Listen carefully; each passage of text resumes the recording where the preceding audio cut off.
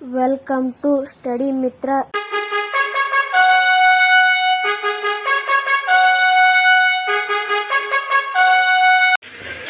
ಹತ್ತನೇ ತರಗತಿ ಕನ್ನಡ ಪದ್ಯ ಭಾಗದಲ್ಲಿ ಬರುವ ಹಕ್ಕಿ ಹಾರುತ್ತಿದೆ ನೋಡಿದರ ಈ ಪದ್ಯದ ಒಂದು ವಾಕ್ಯದಲ್ಲಿ ಉತ್ತರಿಸಿ. ಪ್ರಶ್ನೋತ್ತರಗಳನ್ನು ನೋಡೋಣ. ಹಕ್ಕಿ ಯಾವ ವೇಗದಲ್ಲಿ ಹಾರುತ್ತಿದೆ? ಹಕ್ಕಿಯು ಕಣ್ಣು ರೆಪ್ಪೆ ಮುಚ್ಚಿ ವೇಗದಲ್ಲಿ ಹಾರುತ್ತಿದೆ. ಹಕ್ಕಿಯ ಗರಿಯಲ್ಲಿ ಯಾವ ಬಣ್ಣಗಳಿವೆ? ಹಕ್ಕಿಯ ಗರಿಯಲ್ಲಿ ಬಿಳಿ ಹೊಳೆ ಬಣ್ಣಗಳಿವೆ. ಹಕ್ಕಿಯ ಕಣ್ಣುಗಳು ಯಾವುವು? ಹಕ್ಕಿಯ ಕಣ್ಣುಗಳು ಸೂರ್ಯಚಂದ್ರರು. ಹಕ್ಕಿಯು ಯಾರ ನೆತ್ತಿಯನ್ನು ಕುಕ್ಕಿದೆ? ಹಕ್ಕಿಯು ಸಾರ್ವಭೌಮರ ನೆತ್ತಿಯನ್ನು ಕುಕ್ಕಿದೆ. ಹಕ್ಕಿ ಯಾರನ್ನ ಹರಿಸಿದೆ? ಹಕ್ಕಿಯು ಹೊಸಗಾಲದ ಹಸುಮಕ್ಕಳನ್ನ ಹರಸಿದೆ. ಹಕ್ಕಿಯು ಯಾವುದರ ಸಂಕೇತವಾಗಿದೆ? ಹಕ್ಕಿಯು ಕಾಲದ ಸಂಕೇತವಾಗಿದೆ. ಈಗ ಒಂದು ವಾಕ್ಯದಲ್ಲಿ ಮುಗಿತು, 2-3 ವಾಕ್ಯದಲ್ಲಿ ಉತ್ತರಿಸಿ.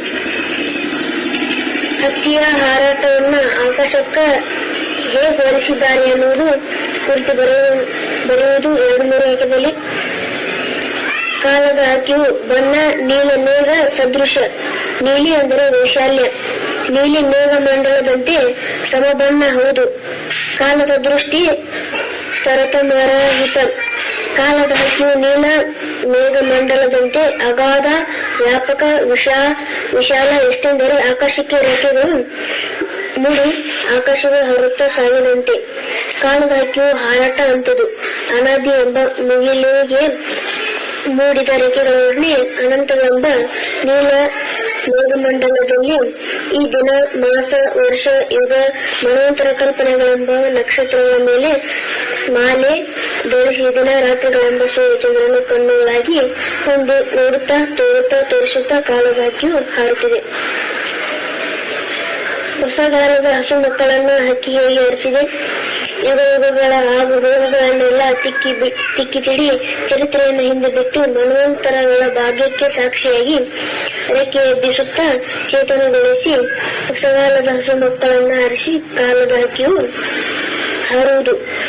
ಹೊಸ ಯುಗಕ್ಕೊಮ್ಮೆ ಆ ಯುಗದ ಹಣೆಬರಹವನ್ನು ಒರೆಸುವುದು ಈ ಕಾಲಪಕ್ಷಿಯ ಕೆಲಸ. ಕಾಲಪಕ್ಷಿಯ ಕೇವಲ ವಿನಾಶಕಾರಿಯಲ್ಲ, ನಿರ್ಜೀವ ಮನ್ವಂತರಗಳಿಗೆ ಚೈತನ್ಯ ನೀಡುವುದು ಕಾಲಪಕ್ಷಿ. ಹೊಸ ಕಾಲದ ಎಳೆದ ಮಕ್ಕಳಿಗೆ ಹರಿಸಿ ಬೆಳೆಸುವುದು ಈ ಕಾಲಪಕ್ಷಿ. ಇನ್ನು 8ನೇ ವಾಕ್ಯದಲ್ಲಿ ಉತ್ತರಿಸಿ. ಹಕ್ಕಿಯನ್ನ ಕಾಲಗತಿಗೆ ಹೋಲಿಸುತ್ತ ಕವಿ ಹೇಳುವ ಮಾತುಗಳು ಯಾವುವು? ಇಲ್ಲಿ ಕವಿ ಹಕ್ಕಿಯನ್ನು ಕಾಲಗತಿಗೆ ಹೋಲಿಸುತ್ತ ಯಾವ ಮಾತುಗಳನ್ನು ಹೇಳ್ತಾನೆ ನೋಡಿಕೊಳ್ಳಿ ನೀವು. ಯಾವ ರೀತಿ, ಹೇಗೆ ಎಂಬುದನ್ನ ಈ ಒಂದು ಪ್ಯಾರಾದಲ್ಲಿ ಹೇಳಿಕೊಟ್ಟಿದ್ದಾನೆ ಕವಿ.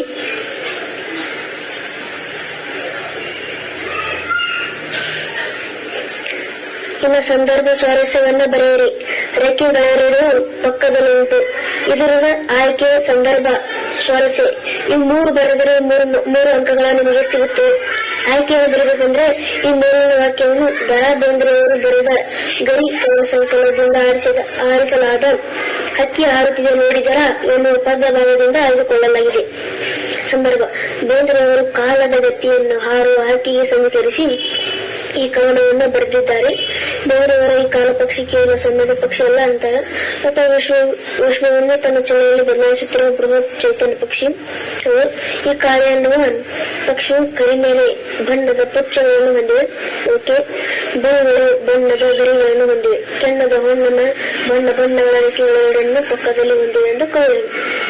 ಸ್ವಾರಸ್ಯ: ಹಕ್ಕಿಯ ಪುಚ್ಚ ಕರಿಯ ಬಣ್ಣದ್ದು ಮೇಲೆ ಆತು. ಅದು ಭೂತಕಾಲವನ್ನ ಕಳೆದುಕೊಂಡ ಕಾಲ. ಹೊಳೆಯುತ್ತಿರುವ ಗರಿಯ ಬಿಳಿಯ ಬಣ್ಣವು ವರ್ತಮಾನ ಕಾಲವನ್ನು, ನಮ್ಮ ಮುಂದಿರುವ ಕಾಲ ಭವಿಷ್ಯತ್ ಕಾಲ ಉಳಿಸುತ್ತಿರುವ ಸೂರ್ಯನ ಹಾಗೆ ಕೆಂಪಾಗಿ ಬಂಗಾರ ಬಣ್ಣದ್ದಾಗಿರುತ್ತದೆ. ಈ ಕವಿ ಸಂದರ್ಭ ಸ್ವಾರಸ್ಯವಾಗಿ ಹೇಳ್ತಾರೆ. ಇನ್ನು ಸಾರ್ವಭೌಮರ ನೆತ್ತಿಯ ಕುಕ್ಕಿ. ಇದೇ ರೀತಿ ಆಯ್ಕೆ ಇದೇ ರೀತಿ ಬರೆಯಿರಿ. ಸಂದರ್ಭ: ಸಾಮ್ರಾಜ್ಯದ ಭರ್ಜರಿ ತೆನೆಗಳನ್ನೆಲ್ಲ ಒಕ್ಕಿ ಚಿಕ್ಕ ಪುಟ್ಟ ಕೋಟೆ ಕೊತ್ತಲಗಳನ್ನೆಲ್ಲ ಮುಕ್ಕಿ ಖಂಡಗಳನ್ನೆಲ್ಲ ತೇಲಿಸಿ ಮುಳುಗಿಸಿ ಸಾರ್ವಭೌಮರೆಲ್ಲ ನೆತ್ತಿಯ ಕುಕ್ಕುವ ಕಾಲಕ್ಕೆ ಹಾರುತ್ತಿದೆ. ಸ್ವಾರಸ್ಯವನ್ನು ಹೇಳ್ಕೊಡಿ. ಬಲ್ಲವರು ಯಾರ ಹಾಕಿದ ಮಂಚ. ಬಲ್ಲವರು ಯಾರ ಹಾಕಿದ ಮಂಚ. ಆಯ್ಕೆ ಅದೇ ರೀತಿ ಬರೀ. ಸಂದರ್ಭ ಏನೈತಂದ್ರೆ ನೋಡ್ಕೊಳ್ಳಿ. ಸ್ವಾರಸ್ಯ. ಇನ್ನು 4 ಹೊಸವಾದ ಮಕ್ಕಳನ್ನು ಹರಿಸಿ. ಇಲ್ಲಿ ಆಯ್ಕೆ, ಸಂದರ್ಭ, ಸ್ವಾರಸ್ಯ.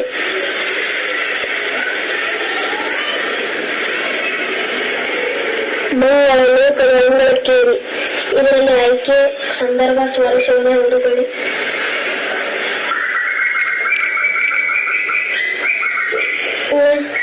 ಹೊಂದಿಸಿಕೊಳ್ಳಿ. ಹಕ್ಕಿ, ಪಕ್ಷಿ. 4 ತಂತಿ ಜ್ಞಾನಪೀಠ ಪ್ರಶಸ್ತಿ. ನೀಲ ಮೇಘಮಂಡಲ ಸಮಬಣ್ಣ. ರಾಜ್ಯದ ಸಾಮ್ರಾಜ್ಯದ ತೆನೆಯಕ್ಕಿ. ತೇಲಿಸಿ ಮುಳುಗಿಸಿ ಕಂಡಗಳನ್ನು. ಮಂಗಳ ಅಂಗಳಕ್ಕೇರಿ. ಇಲ್ಲಿಗೆ ಈ ಪ್ರಶ್ನೋತ್ತರಗಳು ಮುಕ್ತಾಯವಾಯಿತು. ಧನ್ಯವಾದಗಳು. Thank you so much watching for you.